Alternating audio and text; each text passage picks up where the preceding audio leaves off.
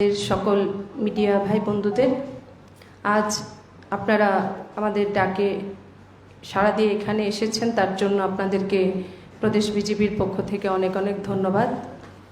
আজকের এই প্রেস কনফারেন্সের যে মূল উদ্দেশ্য, আপনারাও সকলেই অবগত আছেন।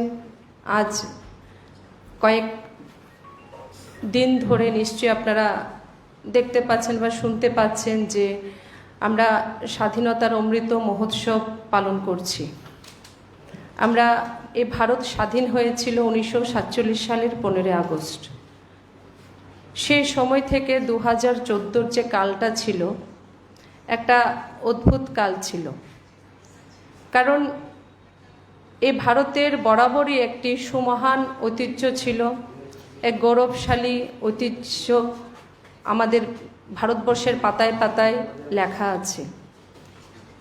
আমরা স্বাধীনতার অমৃত মহোৎসব 75 বছর দাঁড়িয়ে তো পালন করছি, কিন্তু তার প্রেক্ষাপটটা কি আজ এখানে আপনাদের সামনে আমি একটু তুলে ধরার চেষ্টা করছি।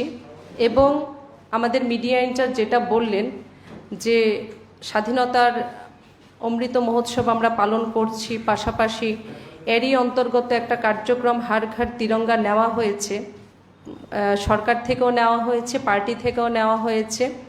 আমরা আগামী দিন এই হার ঘর তিরঙ্গার যে কার্যক্রমটা, অভিযানটা আমরা কিভাবে করব সেটা নিয়েও আমি বিস্তারিত বলবো। কিন্তু স্বাধীনতার অমৃত মহোৎসব যখন আমরা বলছি, কেন স্বাধীনতার অমৃত মহোৎসব কথাটা আসলো, কি করে আসলো, একটু আমি পেছনের দিকে গিয়ে আপনাদেরকে একটু তুলে ধরার চেষ্টা করছি।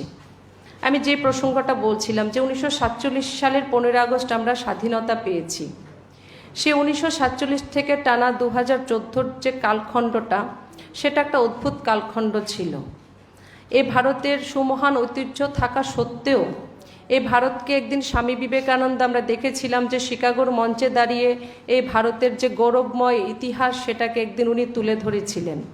কিন্তু 2014 যখন ভারতবর্ষের প্রধানমন্ত্রী রূপে নরেন্দ্র মোদীজিকে আমরা পেয়েছি, তখন এই ভারতবর্ষের একটা স্থিতি এরকম ছিল যে ভারতবর্ষ সমগ্র বিশ্বের কাছে একটি ভ্রষ্টাচার, করাপশনের দেশ হিসেবে নতুনভাবে পরিচিতি লাভ করেছিল। এবং ভারতবর্ষের মধ্যে 1947 থেকে টানা 2014 এত বছর পরও যারা বেশিরভাগ সময় ক্ষমতার মসনদে যারা ছিলেন, কংগ্রেস বিশেষ করে বা অন্যান্য রাজনৈতিক দল, তাদের ক্ষমতায় থাকা সত্ত্বেও এই ভারতবর্ষের 60% মানুষের মাথায় ছাদ ছিল না। এই ভারতবর্ষের প্রায় 70% মহিলাদের রান্নাঘরে গ্যাস কানেকশনের ব্যবস্থা ছিল না।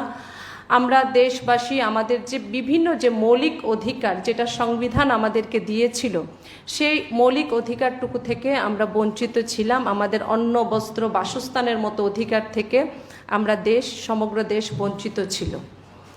তখন নরেন্দ্র মোদীজি আজ যেটা স্বাধীনতার অমৃত মহোৎসব আমরা বিভিন্ন সোশ্যাল মিডিয়ায় দেখছি, প্রেস ইলেকট্রনিক্স মিডিয়া হোক, প্রিন্ট মিডিয়া হোক, আমরা সমগ্র দিক থেকে তার প্রচার দেখছি, প্রসার দেখছি। কিন্তু স্বাধীনতার অমৃত মহোৎসব ঘোষণাটা কিন্তু নরেন্দ্র মোদীজি সে 2014 সালেই দিয়েছিলেন।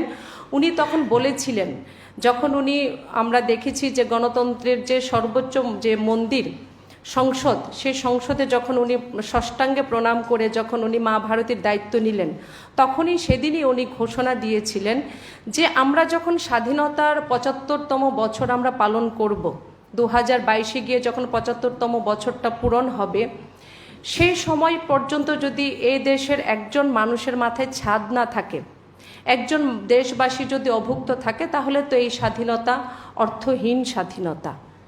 তাই উনি তখন ঘোষণা দিয়েছিলেন, আমাদের এখনও মনে আছে যে 2022 সালের মধ্যে প্রত্যেক দেশবাসীকে ঘর দেওয়া, 2022 সালের মধ্যে প্রত্যেক মহিলাদের রান্নাঘরে গ্যাস কানেকশন দেওয়া, 2022 সালের মধ্যে প্রত্যেক দেশবাসীকে স্বাস্থ্য শিক্ষার সঙ্গে যুক্ত করা। আপনারা দেখবেন প্রধানমন্ত্রী নরেন্দ্র মোদীজি দ্বারা ঘোষিত যে বিভিন্ন ফ্ল্যাগশিপ যোজনা, ফ্ল্যাগশিপ প্রোগ্রাম, প্রত্যেকটি প্রোগ্রামের কিন্তু যে টার্গেট, যে যোজনার টার্গেট, সেটা কিন্তু 2022। সেটা প্রধানমন্ত্রী আবাসন যোজনা হোক, সেটা উজ্জ্বলা যোজনা হোক, প্রতি ঘরে বিদ্যুৎ পৌঁছানোর যে যোজনা, সৌভাগ্য যোজনা হোক, বা অটল জলধারার মাধ্যমে প্রত্যেক দেশবাসীর ঘরে স্বচ্ছ পানীয় জলের ব্যবস্থা করে দেওয়ার মতো যোজনা। প্রত্যেকটা যোজনার যে টার্গেট যেটা 2022 ছিল, সেটা কিন্তু এ কারণেই ছিল যেহেতু আমরা 2022 আমরা স্বাধীনতার 75তম বছর আমরা পূর্ণ করব। তো সেটা ঘোষণা প্রধানমন্ত্রী অনেক আগেই দিয়েছিলেন। আমরা স্বাধীনতার অমৃত মহোৎসব পালন করছি। এই স্বাধীনতা অমৃত মহোৎসবের মধ্যে একটি বিশেষ কার্যক্রম কেন্দ্র সরকার দ্বারা ঘোষণা করা হয়েছে, সেটি হলো প্রত্যেক বাড়িতে, এই দেশের প্রত্যেক নাগরিকদের বাড়িতে পতাকা উত্তোলনের যে কার্যক্রম, পতাকা উত্তোলনের যে অভিযান, সেটা হলো হর ঘর তিরঙ্গা অভিযান। আমাদের কেন্দ্র সরকার তারা টার্গেট নিয়েছেন সমগ্র দেশের মধ্যে 20 কোটি। গতকাল আপনারা নিশ্চিত আপনারাও ছিলেন সেখানে, আমাদের রাজ্যের মাননীয় মুখ্যমন্ত্রী উনি বিস্তারিতভাবে উনি সেটা রেখেছেন আপনাদের প্রেস মিডিয়া ভাই বন্ধুদের সামনে, যে 20 কোটি যে দেশবাসীর বাড়িতে পতাকা উত্তোলনের টার্গেট রাখা হয়েছে। এবং আমাদের রাজ্যে প্রায় 8.5 লাখ পরিবার আছে, ঘর আছে, সেখানেও আমাদের রাজ্য সরকার টার্গেট নিয়েছেন যে প্রত্যেক বাড়িতে যেন এবার পতাকা উত্তোলন করা হয়। আমাদের ত্রিবর্ণ রঞ্জিত যে পতাকা, জাতীয় পতাকা, যেটা আমাদের রাষ্ট্রীয় ধ্বজ, আমরা প্রত্যেকেই জানি যে রাষ্ট্রীয় ধ্বজ আমাদের যে দেশপ্রেম এবং যে আত্মত্যাগ, রাষ্ট্র চেতনা, সেই চেতনার এক সুমহান ঐতিহ্য। এবং এইবার যে টার্গেট যেটা আমাদের রাজ্য সরকার নিয়েছে সেটা যেন পূরণ হয়, তার জন্য আমরা পার্টি সংগঠনের পক্ষ থেকেও অনেক ধরনের যে কর্মসূচি কেন্দ্র থেকে আমাদের সর্বভারতীয় সভাপতি আদরণীয় জেপি নাড্ডাজি উনি আমাদেরকে দিয়েছেন। সে অনুযায়ী আমাদের প্রথম প্রদেশ স্তরে কমিটি গঠন করা হয়েছিল। আমাদের প্রদেশ সভাপতি সে কনভেনার হিসেবে, এই হর ঘর তিরঙ্গা অভিযানের কনভেনার হিসেবে উনি আমাকে দায়িত্ব দিয়েছেন। আমার সঙ্গে যুব মোর্চার যিনি প্রদেশ সভাপতি নবাদল বণিক এবং এসটি মোর্চার প্রদেশ সভাপতি বিকাশ দেববর্মা মহোদয়, তারাও আছেন। এবং একইভাবে এই যে কার্যক্রমটা যেন ব্যাপকভাবে আমরা করতে পারি, তার জন্য আমাদের ভারতীয় জনতা পার্টির পক্ষ থেকে জেলা স্তরে আমরা কমিটি করেছি 5 জনের, আমরা মণ্ডল স্তরে কমিটি করেছি 4 জন করে, এবং বুথ স্তরে আমাদের রাজ্যে যে 3324টি বুথ আছে, সে বুথ স্তরে প্রত্যেক বুথ থেকে আমরা 3 জন করে আমাদের পার্টি থেকে কমিটি গঠন করা হয়েছে। আগামী 9 থেকে 11 তারিখ আমাদের পার্টির পক্ষ থেকে রাজ্যের প্রত্যেক ঘরে আমরা পতাকা পৌঁছে দেওয়ার দায়িত্ব আমরা পালন করব। আমরা ফ্ল্যাগ ডিস্ট্রিবিউশন করব, যে আমাদের রাষ্ট্রীয় ধ্বজ এই রাজ্যের প্রতিটি পরিবারে যেন আমরা পৌঁছে দিতে পারি, তার জন্য আমরা পার্টি থেকে আমরা একটি সুন্দর যোজনা আমরা তৈরি করেছি।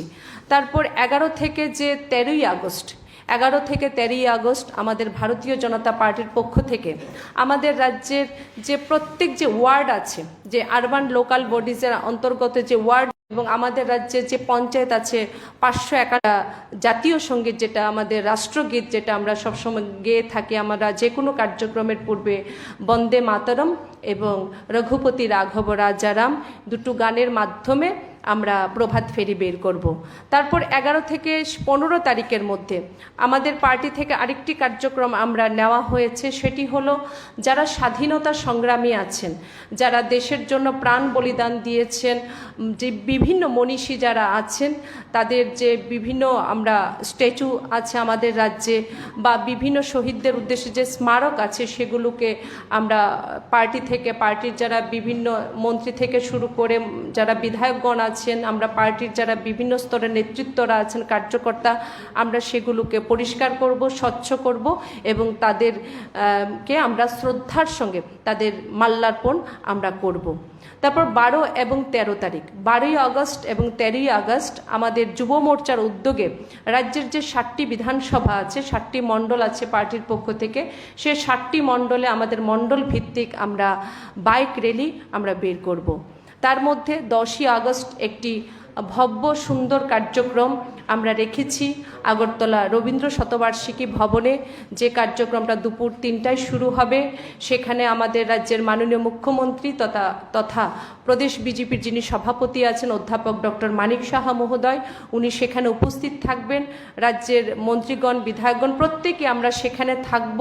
সেখানে উনি পার্টির পক্ষ থেকে যে তিরঙ্গা যাত্রা, এটার উনি শুভারম্ভ করবেন। পাশাপাশি আমাদের রাজ্যে যারা শহীদ হয়েছেন সেই সমস্ত শহীদ পরিবারদেরও আমরা সেখানে সম্মাননা প্রদর্শন করব।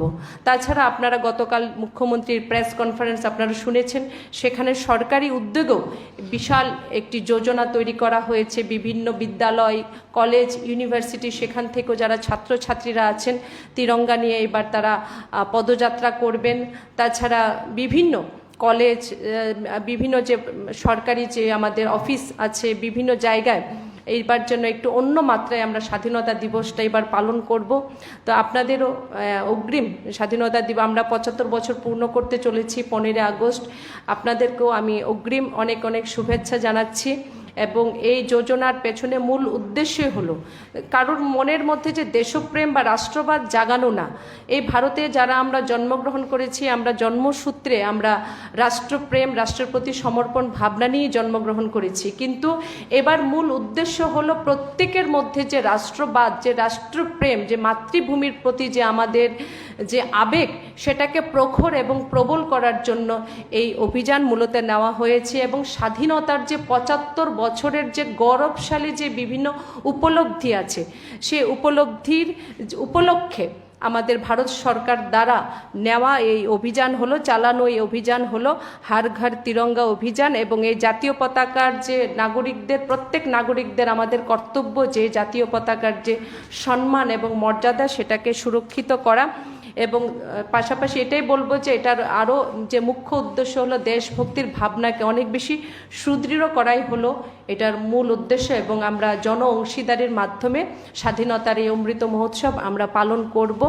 এতটুকুই আজকে আমার মূল বিষয় ছিল। আপনাদের যদি হর ঘর তিরঙ্গা বা স্বাধীনতার অমৃত মহোৎসব নিয়ে কোনো ধরনের কোনো প্রশ্ন থাকে, তাহলে আমাকে আপনারা করতে পারেন।